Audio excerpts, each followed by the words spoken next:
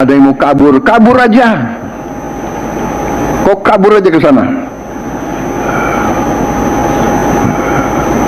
Mungkin ada yang mau kabur ke Yaman.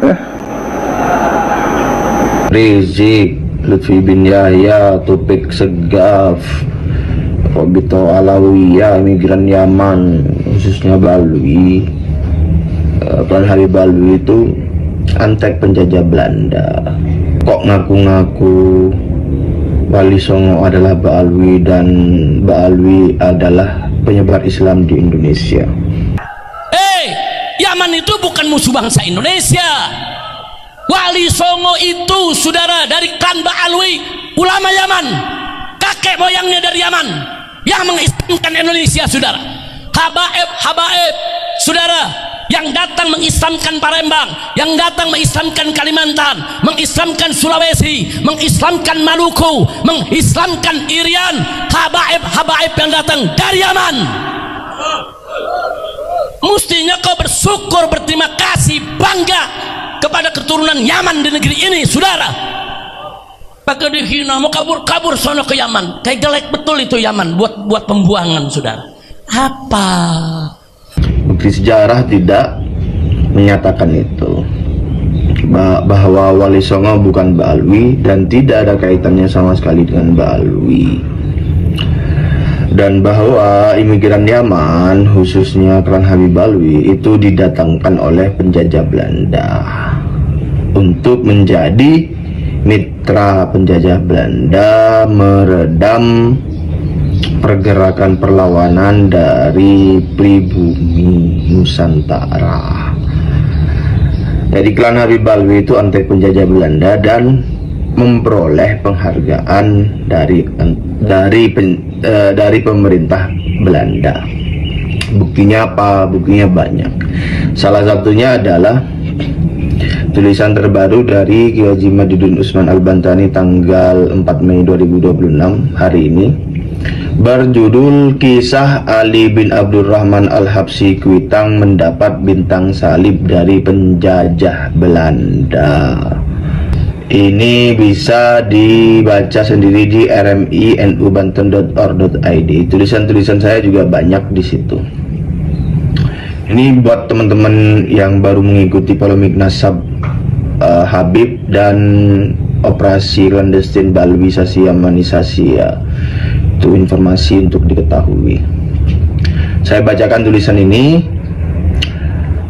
Koran masa kolonial Batavias Newsblad 2 September 1929 memberitakan peristiwa besar tentang dianugerahkannya bintang kehormatan untuk Ali bin Abdurrahman Al-Habsyi Kuitang dalam kurung 1870 sampai 1968. Bintang kehormatan yang diberikan kepada Ali Al-Habsyi itu bernama Salib Kesatria Orde Oranye Nassau atas jasa-jasanya kepada pemerintah penjajah Belanda. Bintang kehormatan ini biasa diberikan pemerintah Belanda kepada individu yang menunjukkan kesetiaan yang tak tergoyahkan kepada kerajaan Belanda, sehingga menjadi contoh bagi elit pribumi lainnya untuk bersikap kooperatif. Dalam berita itu diberitakan sebagai berikut. Sabtu pagi, setelah selesainya sidang publik di istana, penyerahan penghargaan yang diberikan di cabang Batavia berlangsung di kantor Bupati Batavia, terutama kepada Bapak Said Ali Al-Habsyi, guru agama di Kuitang, yang sangat terkenal di sini. Bapak ini dianugerahi Salib Kesatria Orde Oranye Nassau. Setahun yang lalu, beliau telah menerima penghargaan atas jasanya dalam pelayanan perdamaian dan ketertiban di kalangan umat muslim, bintang emas kecil.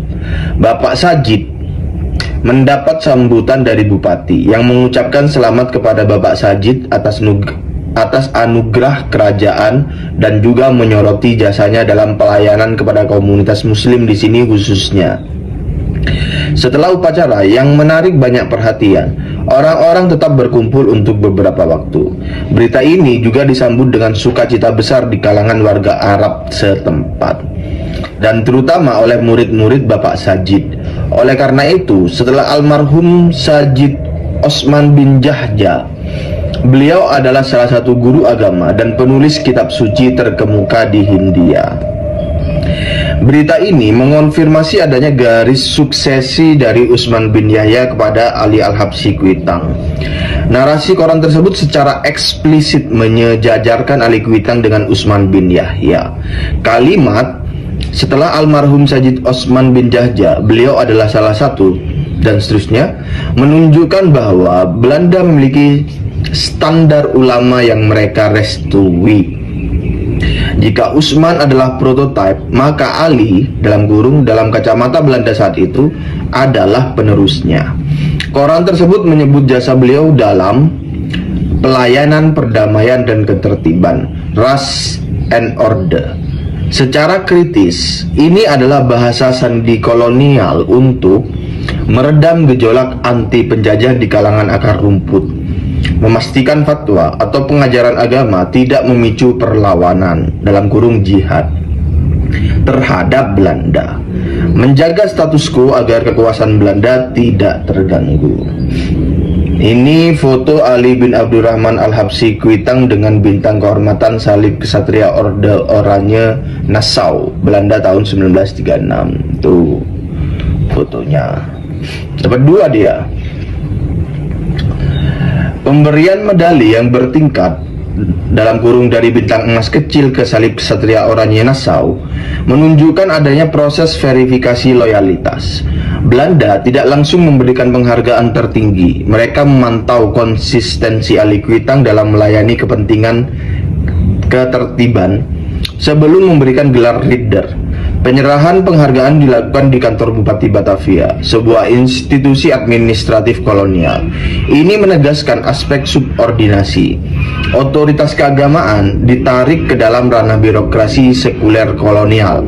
Sang tokoh diperlakukan sebagai pejabat atau aset negara, bukan sekedar pemimpin spiritual independen. Berita menyebutkan sukacita besar di kalangan warga Arab. Secara politik, ini adalah keberhasilan kooptasi Belanda.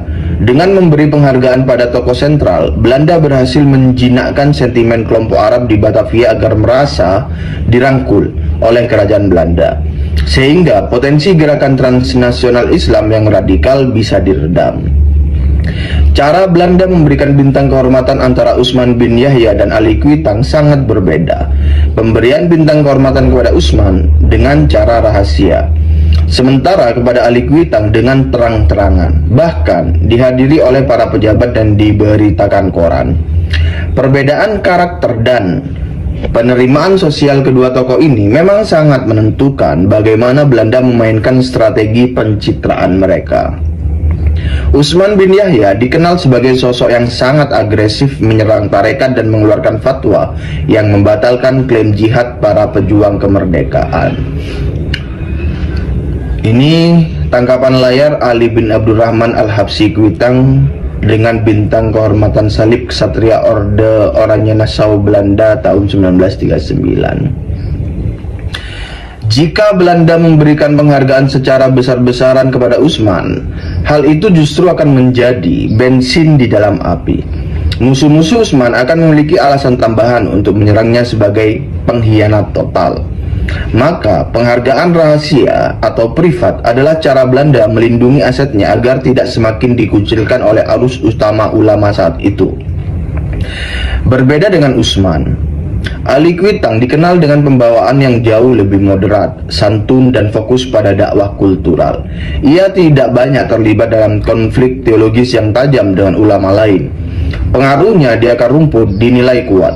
Belanda melihat Ali sebagai sosok yang aman untuk dipamerkan. Ia tidak memiliki banyak musuh dan sangat dicintai murid-muridnya. Memberikan penghargaan secara publik justru akan memberikan citra positif bagi Belanda. Utsman menghadapi lawan-lawan Belanda lewat pena dan fatwa, sehingga ia harus dijaga agar tetap bisa berfungsi di tengah kebencian musuh-musuhnya. Sementara Ali Kuitang digunakan untuk membangun harmoni. Karena ia tidak vokal menyerang pihak lain, ia menjadi instrumen yang sempurna untuk menunjukkan bahwa bekerja sama dengan Belanda itu membawa kemuliaan. Ini adalah potongan koran Batavia Nieuwsblad 2 September 1929. Nah, itu kisah Ali Al-Habsyi Kuitang yang oleh budak-budaknya di branding atau diduga atau diyakini sebagai wali. Wali apa? Wali Belanda, ya, wali penjajah Belanda, Ali Al-Habsyi Kuitang. Seluruh klan Habib Alwi hari ini itu keturunan antek-antek penjajah Belanda. Mereka didatangkan oleh Belanda untuk menjadi mitra Belanda. Begitu. Jadi Rizik Syihab itu adalah keturunan antek penjajah Belanda. Dan Wali Songo bukan Mbak Alwi. Wali Songo tidak ada kaitannya dengan Mbak Alwi. Sejarah-sejarah yang menyatakan Wali Songo adalah Mbak Alwi itu adalah sejarah dusta. Sejarah yang dibikin-bikin oleh kalangan klan Habib Alwi sendiri. Nah, ini panjang nih ceritanya ini. Konstruksinya panjang. Grand design clandestine, Balwisasi, Yamanisasi. Nah, ini informasi sekelas info bagi teman-teman yang baru bergabung dengan polemik nasab Habib dan Balwisasi, Yamanisasi yang sudah berlangsung selama 3-4 tahun ini. Ini saya ulangi lagi karena tentu generasi baru bertumbuh dan mungkin saja ada yang baru tahu, ada yang baru melihat isu semacam ini. Untuk lebih banyak informasi yang dapat dipelajari, silakan ke rminubanten.or.id. Itu website dari salah satu website dari NU Banten. Rizik Syihab bukan keturunan Nabi Muhammad SAW secara absolut. Tulisan Kiai Haji Maduddin Usman Al-Bantani tanggal 25 April 2026 di nahdlatul-ulum.com. Pada tanggal 21 April 2026, Rizik Syihab membuat sebuah video yang menjelaskan silsilah keluarganya dengan judul Pemaparan Silsilah Keluarga Datuk IBHRS. Video itu berdurasi 51,12 menit. Dalam video itu, ia menjelaskan silsilah kekerabatan beberapa keluarganya, dan itu bukan urusan umat Islam, sahih atau tidak. Itu urusan mereka. Yang kita permasalahkan adalah bahwa di dalam video itu pula, Rizik mengaku sebagai keturunan Nabi Muhammad SAW. Inilah yang akan kita bahas, bahwa Rizik tidak berhak mengaku sebagai keturunan Nabi Muhammad SAW berdasar sumber-sumber data yang akan saya sampaikan. Dalam video itu, Rizik Syihab mengaku sebagai keturunan Nabi Muhammad SAW dari jalur Ahmad bin Isa yang ia sebut Ahmad Al-Muhajir yang hidup di abad keempat Hijriah. Kata Rizik, Ahmad bin Isa berhijrah dari Basrah ke Hadramaut dan mempunyai anak bernama Ubaidillah. Dalam kurung menit ke-12,15. Menyebutkan, kalau terjadi di mana-mana ada fitnah, maka berangkatlah ke Yaman atau ke Hadramaut. Itu menjadi pegangan. Menurutnya lagi, Ubaidillah mempunyai anak bernama Alwi, dan Alwi inilah yang merupakan datuk dari Rizik dan seluruh imigran Yaman yang bermarga Ba'alwi. Nah, kenapa kita disebut klan Ba'alwi? Karena memang datuk kita ke atas lagi, yaitu bernama Alwi, putra dari Imam Ubaidillah.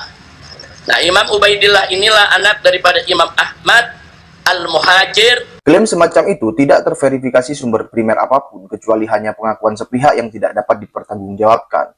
Kitab-kitab nasab yang berjajar dari mulai abad ke-5 Hijriah sampai abad ke-9 Hijriah, semuanya telah berijma bahwa Ahmad bin Isa tidak mempunyai anak bernama Ubaid atau Ubaidillah atau Abdullah. Pengakuan itu baru muncul di tahun 895 Hijriah dari Ali As-Sakron, salah satu leluhur Rizik Syihab. 11 nama-nama yang diperlihatkan Rizik Syihab dalam video itu pun, dari mulai nama Maulad Dawilah sampai Ubaid, telah terbukti sebagai tokoh fiktif yang tidak terreportase para sejarawan yang menulis historiografi tokoh-tokoh di Hadramaut. Padahal di Hadramaut telah banyak kitab sejarah ditulis di setiap masa. Nyatanya, jika kita lihat dalam kitab sejarah itu sesuai dengan masanya masing-masing, 11 nama itu tidak pernah disebutkan.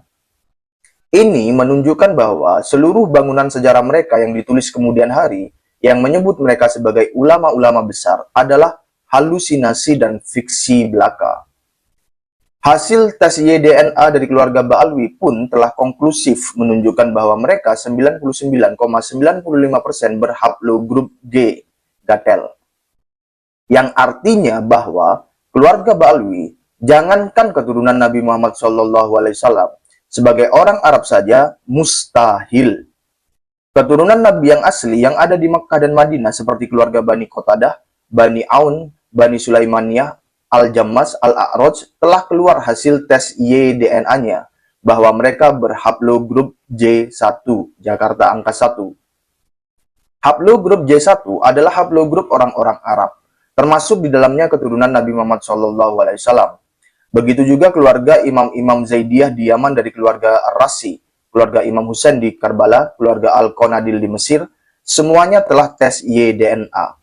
Walaupun mereka berasal dari tempat-tempat yang berbeda dan masing-masing melakukan tes DNA tanpa kompromi sebelumnya, tetapi keaslian ikatan darah mereka di masa lalu menunjukkan kesamaan haplogrup mereka di hari ini.